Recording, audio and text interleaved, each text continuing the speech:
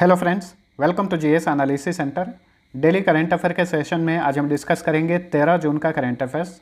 Current affair के अलावा जितने भी इंपॉर्टेंट एक्स्ट्रा फैक्ट होंगे सारे को डिस्कस करेंगे। साथ ही इसका पीडीएफ इस वीडियो के डिस्क्रिप्शन से आप डाउनलोड कर सकते हैं। तो चलिए स्टार्ट करते हैं। पहला क्वेश्चन है, नॉर्वे शतरंज टूर्नामेंट 2022 का खिताब किसने जीता है? तो नॉर्वे चेस टूर्नामेंट 2022 का खिताब जीते हैं मैग्नस कार्लसन।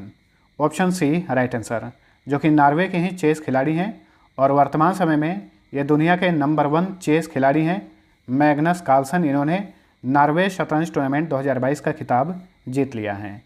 देखिए, नॉर्वे की बात करें तो इस बार का जो विश्व प्रेस स्वतंत्रता सूचकांक जारी किया गया था उसमें नॉर्वे को पहला स्थान मिला था और उसमें भारत 150वें स्थान पर है। लोकतंत्र सूचकांक 2022 जारी किया गया था, उसमें भी नॉर्वे को पहला स्थान मिला था और उसमें भारत जो है 46वें स्थान पर है। नॉर्वे की कैपिटल है ओस्लो और ध्यान रखिएगा 6 क्षेत्रों में नोबेल प्राइज़ दिया जाता है, इसमें से शांति के क्षेत्र में नोबेल प्राइज़ ओस्लो में दिया जाता है, बाकी के सारे पुरस्कार स्टॉकहोम में दिए जाते हैं। नॉर्वे के सम्राट हैं हेराल्ड 5वें, प्रधानमंत्री हैं जोनास गहर स्टोर, यहाँ की संसद का नाम है स्टोटिंग और करेंसी है नॉर्वेजियन क्रोन। अगला क्वेश्चन है, नॉर्वे शतरंज ए ओपन टूर्नामेंट 2022 का खिताब किसने जीता है? ऊपर हमने देखा है नॉर्वे चेस टूर्नामेंट और ये है Norway chess A open tournament. तो ये खिताब जीते हैं भारत के R Praggnanandhaa. Option B right answer, इन्होंने भारत के ही वी प्रणीत को हराया फाइनल में। आर प्रज्ञानानंद कहाँ से बिलोंग करते हैं? ये तमिलनाडु से बिलोंग करते हैं। अभी देखिए, हाल ही फिलहाल के जो भी इंपॉर्टेंट चेस टूर्नामेंट हुए हैं, विजेता कौन रहा है याद रखिए, चेसेबल्स सनवे फॉर्मेंटेरा इंटरनेशनल चेस टूर्नामेंट 2022 का खिताब जीते डी गुकेश, इनका पूरा नाम है डोमा राजू गुकेश, जो कि तमिलनाडु से बिलोंग करते हैं। इसके अलावा इन्होंने इस साल का 48वां ला रोडा इंटरनेशनल ओपन चेस टूर्नामेंट भी जीता। इसके अलावा इन्होंने मिनोरका ओपन चेस टूर्नामेंट भी जीता है इस बार का डोमा राजू गुकेश ने। वहीं इस बार का चेसेबल मास्टर्स 2022 का खिताब जीते हैं चीन के Ding Liren. Reykjavik Open chess tournament 2022 का खिताब जीते आर प्रज्ञानंदा, जो कि तमिलनाडु के हैं। वहीं Delhi international open chess tournament 2022 का खिताब जीते तेलंगाना के अर्जुन एरिगैसी।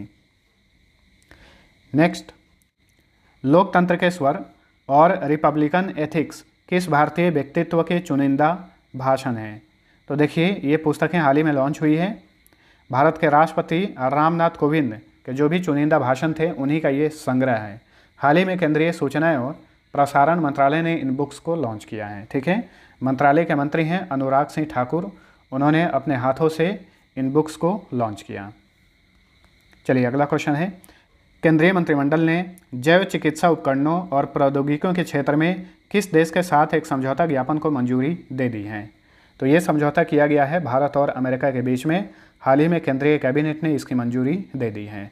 इस समझौता का उद्देश्य HIV, TB, कोविड-19 और अन्य संक्रामक बीमारियों को रोकने के लिए चिकित्सा प्रौद्योगिकी का विकास करना है। ठीक है, तो भारत और अमेरिका के बीच में ये समझौता किया गया है।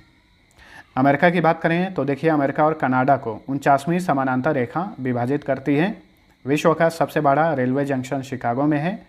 फ्लोरिडा जलडमरू मध्य मेक्सिको की खाड़ी और अटलांटिक सागर को जोड़ता है और अमेरिका को वेस्ट इंडीज से अलग करता है। वाशिंगटन शहर पोटोमेक नदी और न्यूयॉर्क शहर ये हडसन नदी के किनारे हैं। जो बाइडन अमेरिका के 46वें राष्ट्रपति हैं। वाशिंगटन DC अमेरिका की कैपिटल है। यहीं पर नासा, वर्ल्ड बैंक और इंटरनेशनल मॉनेटरी फंड का मुख्यालय है। कमला हैरिस अमेरिका की 49वीं उपराष्ट्रपति हैं। यहाँ की संसद का नाम है कांग्रेस और करेंसी है डॉलर। चलिए अगला क्वेश्चन है, रक्षा मंत्रालय ने प्रौद्योगिकी विकास कोष यानी टेक्नोलॉजी डेवलपमेंट फंड योजना के तहत प्रति परियोजना वित्त पोषण को 10 करोड़ रुपए से बढ़ाकर कितना कर दिया है? तो देखिए, इस राशि को बढ़ाकर किया गया है 50 करोड़ रुपए। ऑप्शन ए सही उत्तर है। प्रौद्योगिकी विकास कोष योजना यानी TDF योजना क्या है? तो देखिए, इस योजना का उद्देश्य MSME यानी सूक्ष्म लघु और मध्यम उद्यम और स्टार्टअप को प्रौद्योगिकी विकास के क्षेत्र में प्रोत्साहित करना इस योजना का उद्देश्य है। ठीक है, तो इस योजना के तहत प्रति परियोजना वित्त पोषण राशि जो 10 करोड़ रुपये थी इसे बढ़ाकर कर दिया गया है 50 करोड़ रुपये। रक्षा मंत्री हैं राजनाथ सिंह। नेक्स्ट, आर्थिक सहयोग और विकास संगठन यानी OECD की हालिया रिपोर्ट के अनुसार फाइनेंशियल ईयर 2023 यानी वित्त वर्ष 2022-23 में भारत की GDP ग्रोथ रेट कितनी रहेगी? तो OECD के अनुसार भारत की GDP ग्रोथ रेट रहेगी वित्त वर्ष 2022-23 में 6.9%। ऑप्शन ए सही उत्तर है। वर्ल्ड बैंक के अनुसार ये रहेगी 7.5%। SBI के अनुसार भी 7.5%। सारे रिपोर्ट आप नोट कर सकते हैं। वहीं RBI ने अनुमान लगाया है कि भारत की GDP ग्रोथ रेट रहेगी चालू वित्त वर्ष में 7.2%। वहीं जो अमेरिका की फिच रेटिंग्स है उसने अनुमान लगाया है कि भारत की GDP ग्रोथ रेट रहेगी 7.8% चालू वित्त वर्ष में। OECD यानी आर्थिक सहयोग और विकास संगठन, इंग्लिश में फुल फॉर्म होता है organisation for economic cooperation and development. इसे स्थापित किया गया था सितंबर 1961 में। मुख्यालय पेरिस में है। पेरिस में ही यूनेस्को का मुख्यालय है। ठीक है। OECD में सदस्य देश हैं 38। वर्तमान में इसके सेक्रेटरी जनरल हैं मैथियास कोरमैन। नेक्स्ट, हाल ही में रक्षा मंत्री राजनाथ सिंह ने किस देश को 12 हाई स्पीड तटरक्षक नौकाएं सौंपी हैं? तो देखिए, हाल ही में भारत ने 12 हाई स्पीड तटरक्षक नौकाएं वियतनाम को सौंपी हैं। Option B right answer. $100 million की लागत से ये नौकाएं बनाई गई हैं। ठीक है। भारत में और वियतनाम में, कुछ नौकाएं भारत में और कुछ नौकाएं वियतनाम में भारत के सहयोग से बनाई गई हैं। तो हाल ही में इस तरह की 12 हाई स्पीड तटरक्षक नौकाएं जो हैं वियतनाम को दी गई हैं भारत द्वारा। वियतनाम की बात करें तो देखिए, भारत जो है ब्रह्मोस मिसाइल जो है बेच रहा है और हाल ही में कुछ दिन पहले वियतनाम को ब्रह्मोस मिसाइल बेचने की मंजूरी भारत सरकार ने दी थी। इसके अलावा 632 मीटर दुनिया का सबसे लंबा ग्लास बॉटम ब्रिज हाल ही में वियतनाम में खोला गया है। वियतनाम की कैपिटल है हनोई। यहाँ के राष्ट्रपति हैं गुयेन जुआन फुक। यहाँ के प्रधानमंत्री हैं फाम मिन चिन और करेंसी है डोंग। नेक्स्ट, किस देश ने सेमी ऑटोमेटिक गन यानी हथियार खरीदने के लिए राष्ट्रव्यापी आयु सीमा को 18 साल से बढ़ाकर 21 साल कर दिया है? देखिए, आप सभी को पता होगा कि अमेरिका एक ऐसा देश है कि वहाँ का आम नागरिक कोई भी गन रख सकता है, खरीद सकता है। ठीक है। तो इसके लिए जो पहले राष्ट्रव्यापी आयु सीमा 18 साल थी उसे बढ़ाकर 21 साल कर दिया है अमेरिका ने। तो ऑप्शन सी सही उत्तर है। नेक्स्ट, संयुक्त राष्ट्र ग्लोबल कॉम्पैक्ट द्वारा जल प्रबंधन के लिए ग्लोबल SDG पायनियर के रूप में नामित होने वाले पहले भारतीय कौन बने हैं? तो जल प्रबंधन के लिए ग्लोबल SDG पायनियर के रूप में नामित होने वाले पहले भारतीय बन गए हैं Ramakrishna Mukkavilli. Option D right answer. ठीक है। यहाँ पे आप SDG जो नाम सुन रहे हैं, SDG का फुल फॉर्म होता है सस्टेनेबल डेवलपमेंट गोल्स यानी सतत विकास लक्ष्य। देखिए, यूनाइटेड नेशन ने 2030 तक 17 SDG गोल निर्धारित किए हैं, जिसमें से एक है जल प्रबंधन और जल संरक्षण। तो जल प्रबंधन के क्षेत्र में बेहतरीन काम के लिए रामकृष्ण मुक्काविली को हाल ही में ग्लोबल SDG पायनियर के रूप में चयनित किया गया है। यूनाइटेड नेशन की बात करें तो इसका गठन किया गया था 24 अक्टूबर 1945 को। मुख्यालय न्यूयॉर्क में है। हर साल 24 अक्टूबर को यूनाइटेड नेशन डे मनाया जाता है। वर्तमान में यूनाइटेड नेशन में सदस्य देशों की संख्या 193 है और महासचिव हैं एंटोनियो गुटेरेस, जो कि लगातार दूसरी बार यूनाइटेड नेशन के महासचिव बनाए गए हैं 5 सालों के लिए। ठीक है। इनका दूसरा कार्यकाल स्टार्ट हुआ है जनवरी 2022 से।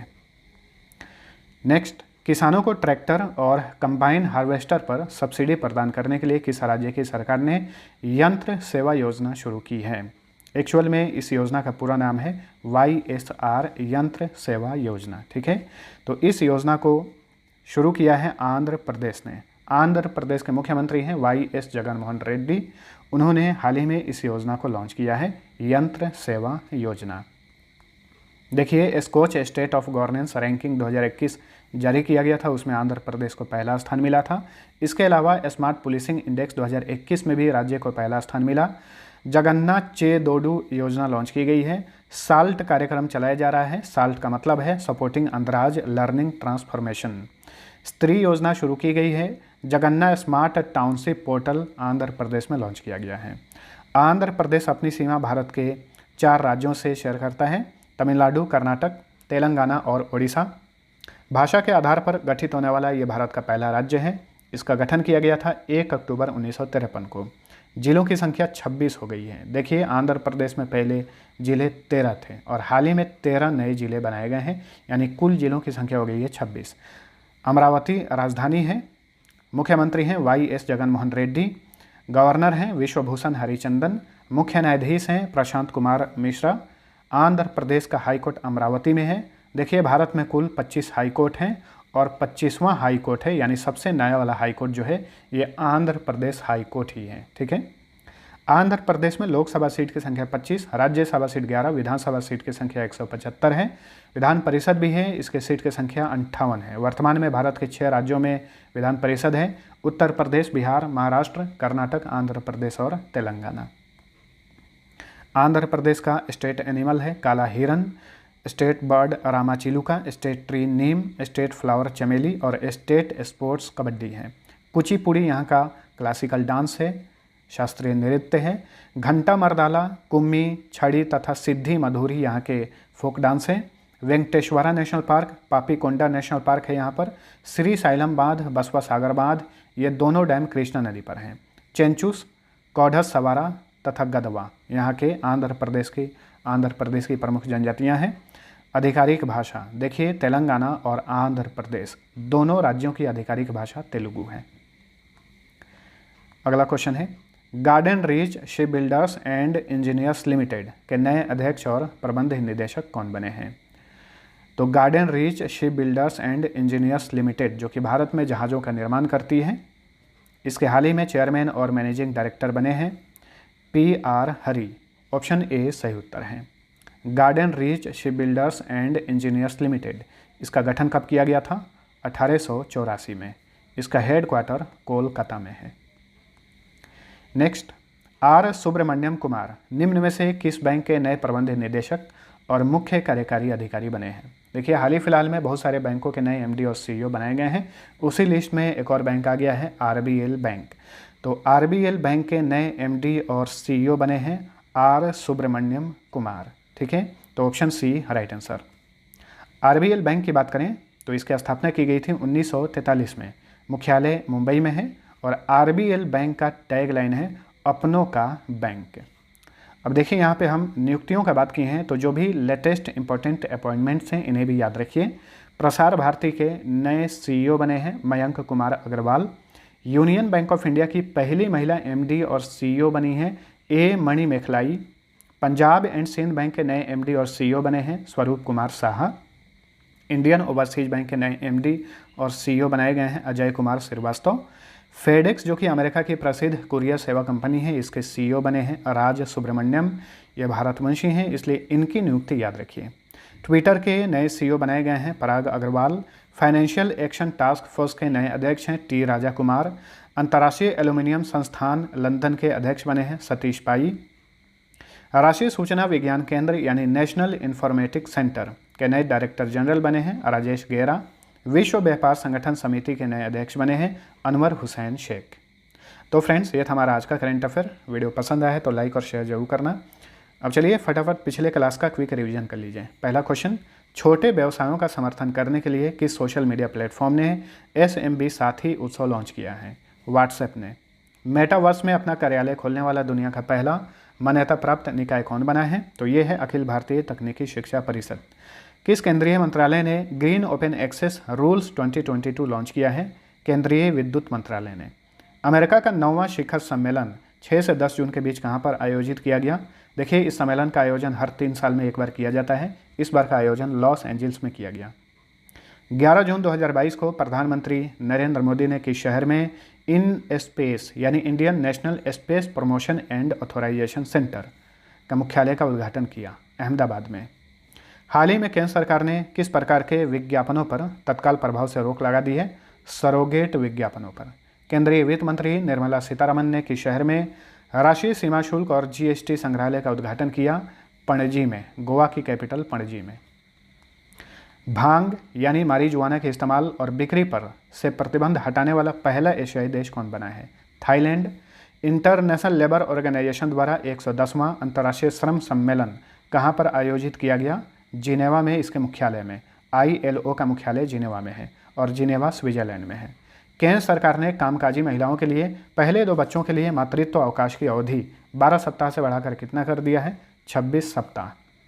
अब चलिए लास्ट पेज का आंसर जानिए। पहला क्वेश्चन था राष्ट्रीय एकल खिड़की प्रणाली लॉन्च करने वाला भारत का पहला राज्य कौन बना है? तो ये है जम्मू कश्मीर। दूसरा क्वेश्चन था ICC spirit of the cricket award 2021 के विजेता कौन बने हैं? देखिए ICC का ये खेल के क्षेत्र में ये सबसे बड़ा पुरस्कार है। इसके विजेता बने हैं डेरिल मिशेल, जो कि न्यूजीलैंड के क्रिकेटर हैं। अब चलिए आज का पहला क्वेश्चन है द नेतन्याहूज उपन्यास के लिए किसने पुलित्जर पुरस्कार 2022 जीता है? दूसरा क्वेश्चन है गूगल ने निम्न में से किसे भारत में सार्वजनिक नीति का प्रमुख नियुक्त किया है? दोनों क्वेश्चन का आंसर नीचे कमेंट करके बताइए। मिलते हैं अगले वीडियो में, तब तक के लिए टेक केयर।